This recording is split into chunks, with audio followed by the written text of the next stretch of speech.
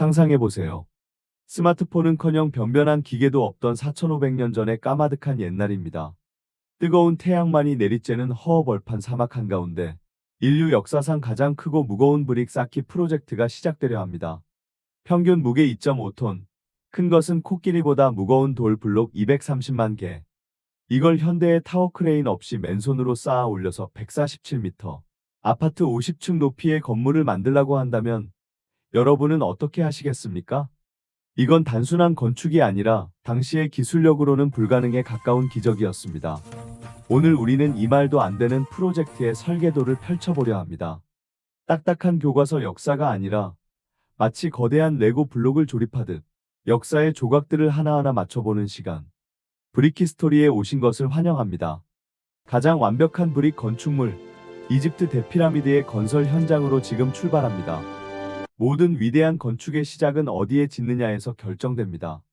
파라오 쿠푸는 자신의 영원한 안식처를 위해 나일강 서쪽 기자기저의 안반지대를 선택했습니다.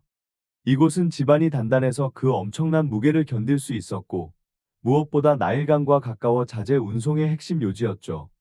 건축의 첫 단추는 바닥을 평평하게 만드는 것이었습니다. 놀랍게도 이들은 현대 측량 기술 못지않은 방법을 사용했습니다. 땅에 격자 무늬로 도랑을 파고 물을 채운 뒤 수면의 높이를 맞춰 바닥을 완벽한 수평 상태로 깎아냈습니다. 그 오차가 불과 몇 센티미터밖에 나지 않았다고 하니 정말 대단한 집념의 미판 작업이었죠. 자, 미판이 준비되었으니 이제 브릭을 조달해야겠죠? 피라미드 내부를 구성하는 거대한 석회암은 근처 채석장에서 조달했습니다. 하지만 문제는 돌을 자르는 방법이었습니다. 당시엔 철기 시대가 아니었거든요. 그들은 구리로 만든 톱과 끌을 사용했는데 구리는 돌보다 무릅니다. 그래서 그들은 모래, 즉 석영 가루를 연마제로 사용해서 아주 오랜 시간 공들여 돌을 잘라냈습니다. 마치 이쑤시개로 바위를 자르는 것과 같은 인내심의 과정이었죠. 그런데 피라미드 외부를 매끄럽게 감쌌던 하얀색 고급 석회암은 멀리 투라라는 지역에서 가져와야 했습니다. 수톤짜리 돌을 수십 킬로미터나 옮겨야 하는 상황. 이때 등장한 것이 바로 이집트의 고속도로 나일강입니다. 매년 여름 나일강이 범람하여 물이 가장 높이 차올랐을 때 그들은 거대한 운송선을 띄워 채석장 바로 앞까지 배를 댔습니다. 돌을 싣고 물살을 따라 건축 현장 근처 항구까지 이동하는 거대한 수송 작전이 펼쳐진 것이죠. 항구에 도착한 돌은 이제 사막을 건너 피라미드 밑까지 가야 합니다. 바퀴는 모래에 빠져 무용지물이었죠. 그들은 나무로 만든 썰매를 이용했습니다. 여기서 기막힌 물리학적 꿀팁이 등장합니다. 썰매 앞에 모래에 물을 적당히 뿌리면 모래 입자들이 서로 단단히 결합하면서 마찰력이 절반으로 줄어듭니다. 젖은 모래 위로 미끄러지듯 거대한 돌 블록을 끌고 가는 수백 명의 사람들. 이 거대한 브릭들은 그렇게 제자리를 찾아갔습니다. 잠깐, 여기서 우리가 가진 가장 큰 오해를 풀고 가야겠습니다. 할리우드 영화에서처럼 채찍을 든 감독관과 고통받는 노예들이 피라미드를 지었을까요? 최근의 고고학적 발견은 전혀 다른 이야기를 들려줍니다. 피라미드 건설 노동자들은 대부분 농한기를 맞은 농부들이거나 전문적인 건축 숙련공들이었습니다. 그들은 국가로부터 정당한 임금을 받았고 빵과 맥주, 고기를 배급받았습니다. 심지어 출석부 기록에는 숙취로 인한 결근, 아내의 출산으로 인한 휴가 같은 아주 인간적인 기록들도 남아 있습니다. 물론 엄청나게 고된 노동이었지만 그들은 단순한 노예가 아니라 신인 파라오를 위해 국가적 프로젝트에 참여한다는 자부심을 가진 브릭 마스터들이었던 겁니다. 이제 가장 핵심적인 질문이 남았습니다. 도대체 그 높은 곳까지 어떻게 무거운 돌을 올렸을까요? 외계인설부터 초고대 문명설까지 다양하지만 가장 현실적이고 유력한 가설은 경사로를 이용하는 것입니다.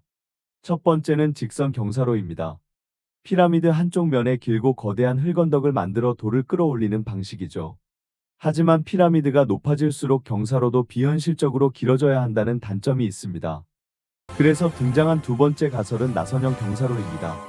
피라미드의 겉면을 따라 빙글빙글 돌면서 올라가는 길을 만드는 거죠. 마치 주차장 램프처럼요. 이것은 효율적이지만 피라미드의 모서리 각도와 수평을 맞추기가 굉장히 어려웠을 겁니다. 최근 가장 주목받는 세 번째 가설은 프랑스 건축가 장 피에르 우댕이 주장한 내부 경사로설입니다. 피라미드 하단부는 외부 경사로로 짓고 상단부는 피라미드 내부에 터널 같은 경사로를 만들어 돌을 올렸다는 것입니다. 실제로 피라미드 내부에서 이 가설을 뒷받침할 만한 구조적 흔적들이 발견되기도 했죠. 어떤 방식이었든 이것은 인내와 공학 기술이 만들어낸 거대한 레고 탑쌓기였습니다.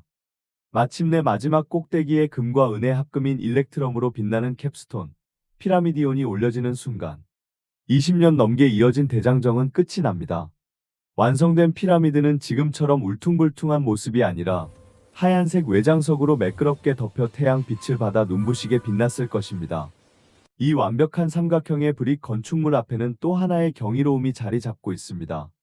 바로 스핑크스입니다. 길이 73m, 높이 20m의 이 거대한 조각상은 사실 돌을 쌓아 만든 것이 아닙니다.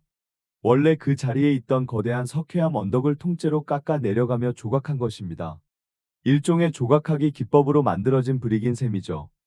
사자의 몸에 파라오 카프의 왕으로 추정해 얼굴을 한 스핑크스는 단순한 장식이 아니었습니다. 그것은 태양신의 상징이자 파라오의 영면을 방해하는 자들을 감시하는 강력한 수호자였습니다. 피라미드와 스핑크스, 이 둘은 이집트인들의 영생에 대한 염원이 만들어낸 완벽한 세트였던 것입니다.